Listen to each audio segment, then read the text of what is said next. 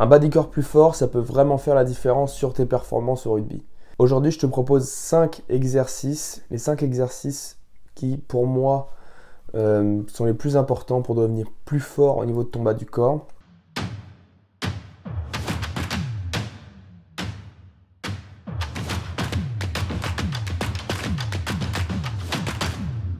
Le bas du corps, plus il est fort, plus il sera protégé des blessures, plus les performances seront optimisées. Et c'est vraiment quelque chose que tu dois rechercher pour ton activité. J'en ai déjà parlé plusieurs fois dans mes vidéos, mais soulevé de terre à la trappe barre, donc c'est avec cette barre octogonale, on a plein de positifs avec cette variation du soulevé de terre.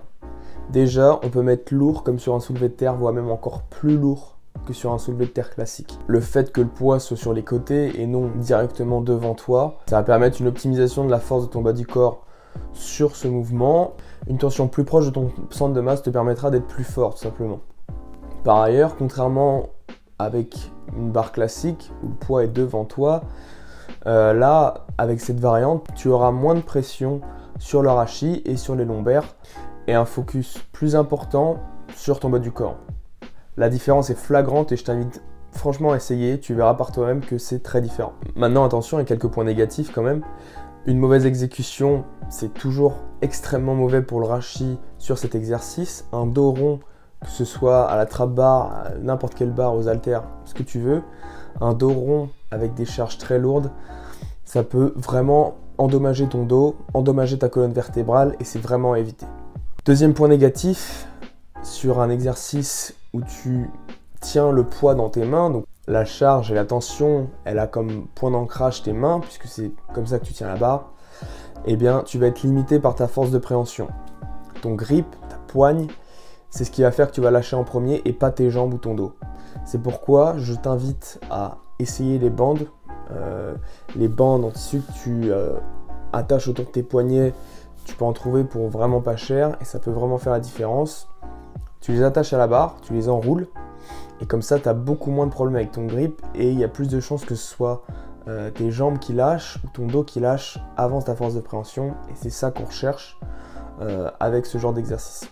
Maintenant, pourquoi l'utiliser dans le rugby? L'utilisation de cet exercice devient spécifique pour plusieurs raisons. Pour commencer, on produit de la force proche du sol. Donc on commence avec un poids bas sur le sol, on commence pas en l'air. Donc déjà, c'est intéressant pour le rugby, pour la simple et bonne raison que dans différentes situations au rugby, on va se retrouver à produire de la force quand on est bas sur nos appuis, quand on est proche du sol.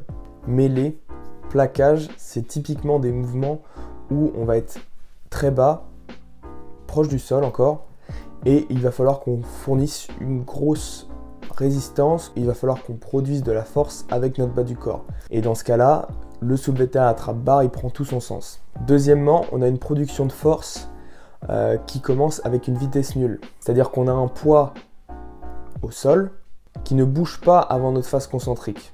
Contrairement à un squat, à un développé couché, où là, on va commencer avec la barre haute, on va d'abord descendre puis remonter.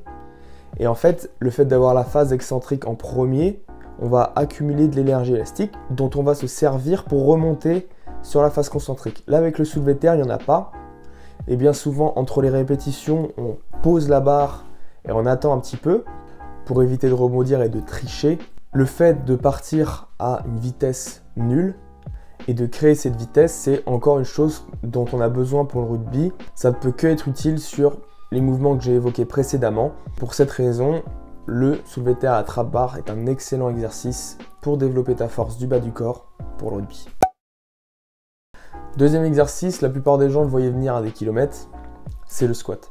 Le squat, il a plein de points positifs, mais aussi des points négatifs. J'en ai parlé dans ma vidéo sur le squat. Je t'invite à aller regarder pourquoi le squat est un excellent exercice pour le rugby. Dans les points positifs, on a un recrutement complet du bas du corps.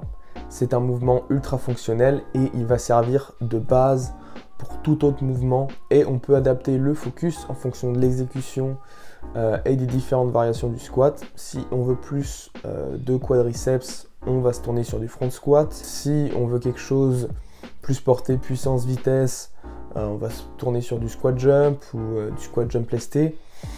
Donc voilà, il y a beaucoup d'utilisations qu'on peut faire. Malgré tout, on a quand même un gros inconvénient là-dessus, c'est que pour certaines personnes, ça ne convient pas du tout. Je n'ai parlé plus en détail dans ma vidéo sur le squat, sur les réelles raisons, mais pour te faire un topo vraiment bref, sur le plan anatomique, ça peut coincer pour certaines personnes. Cependant, ça reste un excellent exercice. Et pourquoi l'utiliser pour le rugby? Déjà, ça va servir de base pour toute méthode de travail en prépa physique. Donc, les squats ou toutes ces variations vont être retrouvées. On va retrouver le mouvement de squat dans beaucoup de choses au rugby et même dans le jeu. Quand on est sur la méthode pliométrique du box jump, par exemple, on part sur du squat. Si on veut développer sa force, on fera du squat classique à la barre haute, front squat. C'est vraiment une base à maîtriser, d'autant plus que ça va t'être utile toi-même dans ton jeu. Je prends l'exemple de la touche. Si tu liftes, lifter arrière ou avant, un squat, ça va t'être utile pour lifter ton camarade plus haut. Si c'est à l'inverse, c'est toi qui sautes, ça va permettre de sauter plus haut et de faciliter le travail des lifters. Être fort sur du squat, ça peut être que bénéfique sur de la mêlée et même pour du départ en sprint par exemple. En troisième position, certains ne s'y attendent pas forcément, mais la presse à cuisse, c'est très utile pour une préparation physique spécifique au bas du corps au rugby. Quand on veut être plus fort pour notre activité et qu'on met le focus sur du bas du corps, la presse à cuisse peut être extrêmement intéressante, tout simplement parce qu'elle est plus safe niveau technique. On a moins de contraintes, c'est moins dangereux, c'est idéal pour un travail d'hypertrophie. Par ailleurs, on peut modifier l'attention qu'on veut porter sur tel ou tel groupe musculaire juste avec la position des pieds. Mettre les pieds hauts sur la plateforme, on va avoir moins d'étirement du quadriceps, donc plus de recrutement chaîne postérieure, ischio-fessier. Et au contraire, si on veut plus de quadriceps, on descend les pieds sur la plateforme et on aura plus d'étirement et donc plus de recrutement du quadriceps. Donc c'est très simple de jouer sur l'exécution, c'est beaucoup moins compliqué ou compromettant anatomiquement parlant sur cet exercice. Cependant, attention, point négatif, les gens ont tendance à se relâcher de par la facilité d'exécution de ce mouvement, à plus du tout faire attention à leur sangle abdominale, à leur bas du dos, et vont quand même réussir à avoir un dos rond, notamment avec le bassin qui va venir en rétroversion, une sangle abdominale complètement relâchée, donc le ventre qui sort, et souvent c'est ce qui arrive quand on met très lourd et qu'on fait plus attention à l'exécution parce qu'on se dit qu'on est sur la presse et que c'est pas grave. Mais c'est un des points sur lesquels il faut faire très attention quand on travaille sur la presse. Maintenant, pourquoi l'inclure spécifiquement dans le rugby? Tout simplement parce que, comme je l'ai dit, il se prête très bien aux exercices d'hypertrophie, de par la simplicité d'exécution et de mise en place. Ça va être hyper important au rugby parce que ça va jouer un rôle protecteur au niveau de tes muscles et aussi de tes articulations, mais aussi parce que hypertrophie dit être plus lourd, et être plus lourd, ça veut aussi dire être plus fort, et surtout dans notre sport. Et pour finir, le fait qu'ils mettent moins de pression sur les lombaires rend cet exercice d'autant plus utile parce que accumuler trop de pression sur cette zone-là, la rendre trop fatigué, ça peut ne conduire qu'à de mauvaises choses, une blessure, une dégradation technique. En clair, dès que tu peux éviter de mettre trop de pression sur ton bas du dos, eh bien, vas-y, saisis cette opportunité. Le quatrième exercice, il est beaucoup moins fait en salle de sport, surtout par les hommes, c'est plus un exercice utilisé par les femmes. Une des raisons, c'est son recrutement très important des fessiers, chose qu'on néglige souvent, surtout les hommes. La chaîne postérieure, elle passe souvent après la chaîne antérieure, les quadriceps, et pourtant c'est un exercice qui est excellent. C'est le hip thrust, et c'est un des exercices où tu peux mettre le plus lourd sur ta chaîne postérieure. On a un recrutement énorme ischio et fessier sans pour autant mettre trop de pression sur les lombaires. Contrairement à un soulevé de terre classique ou un soulevé de terre jambes tendues, certes on va avoir un très gros recrutement de la chaîne postérieure, mais au détriment d'une pression sur ton rachis, ton bas du dos. Seul point négatif, je dirais, c'est le setup qui peut être un peu compliqué si tu n'as pas l'habitude. Faut que tu te mettes sur un banc, quelque chose de stable qui ne va pas reculer quand tu vas mettre de la pression dessus, et c'est aussi sur la position du dos où certains coincent un peu. Ça doit être le haut du dos qui repose sur le banc, tu dois pouvoir mettre tes coudes dessus et je t'invite à essayer différentes choses. Il faut vraiment que tu sois confortable parce qu'ensuite tu vas pouvoir vraiment t'exercer avec des charges lourdes sur cet exercice. Le fait de pouvoir mettre des charges importantes sur la chaîne postérieure va vraiment accentuer le renforcement des muscles ischio-jambiers, aussi des fessiers, et ça va vraiment permettre d'éviter toutes les blessures d'instabilité du genou, parce qu'un ischio souvent trop faible, ça peut conduire à une rupture des ligaments croisés par exemple. J'en parle dans ma vidéo sur cette blessure en particulier au rugby. Comment l'éviter, je t'invite à aller la regarder également. Des ischios plus forts, ça permet aussi d'éviter toutes sortes de déchirures, et c'est vraiment avec cet exercice que tu vas pouvoir les renforcer. En dernière position de ce top 5 des meilleurs exercices pour un bas du corps plus fort au rugby, on retrouve le Nordic Hamstring. Un des gros points positifs de cet exercice, c'est la possibilité de faire de l'excentrique de manière plus ou moins safe, plus ou moins sécuritaire, avec un setup pas trop compliqué. Je m'explique. Si tu veux faire de l'excentrique, ce que j'entends par excentrique en développement de force, c'est se focaliser uniquement sur la descente, sur la partie excentrique, avec plus de poids que si tu le faisais le mouvement complet, parce qu'on est tout simplement plus fort en résistant à la descente d'un poids que en la poussant, qu'en la développant. Le fait de laisser le poids descendre et résister à cette descente, c'est l'excentrique, sur un mouvement développé couché. Quand je me mets à pousser, c'est l'excentrique.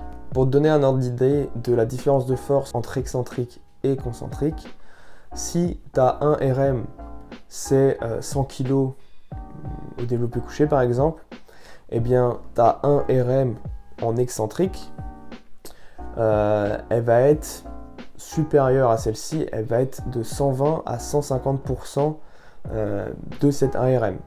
Donc si sur un mouvement complet, en concentrique, donc, tu es capable de soulever 100 kg, donc sur ce mouvement-là, tu fais 100 kg, juste sur la descente à l'allongement, top, de là à ici, en résistant jusqu'à la fin, tu vas être sur une charge qui va être entre 120 et 150 kg au lieu de 100 kg. C'est pour donner un ordre d'idée de la force supérieure que tu peux développer en excentrique. Et le Nordic Hamstring, justement, c'est l'exercice le plus simple pour faire du vrai excentrique au niveau de ta chaîne postérieure. Parce que sur un leg curl ou un soulevé de terre jambes tendues par exemple, c'est quasiment impossible de faire du vrai excentrique avec une charge supérieure à la charge concentrique. Sur le soulevé de terre, il faudrait que tu aies deux autres personnes sur les côtés à t'aider à soulever la barre sur la face concentrique. Très compliqué de faire ça de manière safe. Et sur du leg curl par exemple, tu peux pas changer de poids entre la phase excentrique et la phase concentrique. Tu peux pas modifier le poids sur la machine. Donc là encore, c'est un des meilleurs exercices pour faire du véritable excentrique de manière sécuritaire. Point négatif, il faut que tu aies quelque chose pour te bloquer les pieds. Il faut vraiment que tes pieds soient verrouillés, que tu ne puisses pas les bouger. L'idéal, c'est d'avoir quelque chose qui te maintient au niveau de tes chevilles, au niveau de ton tendon d'Achille. Deuxièmement, il faut faire attention quand on est une personne très raide, qui a vraiment peu de souplesse au niveau des ischio-jambiers, à pas être trop brusque ou y aller de manière progressive. Peut-être mettre quelque chose, un box, un step, quelque chose pour te bloquer en milieu ou fin de mouvement pour éviter un étirement trop brusque et trop important. Maintenant, pourquoi on utilise cet exercice pour le rugby? Pourquoi tu devrais l'utiliser pour un bas du corps plus fort au rugby? Eh bien, pour les raisons que j'ai évoquées précédemment, l'excentrique, et notamment parce que ces méthodes-là peuvent réellement renforcer tes ischio-jambiers.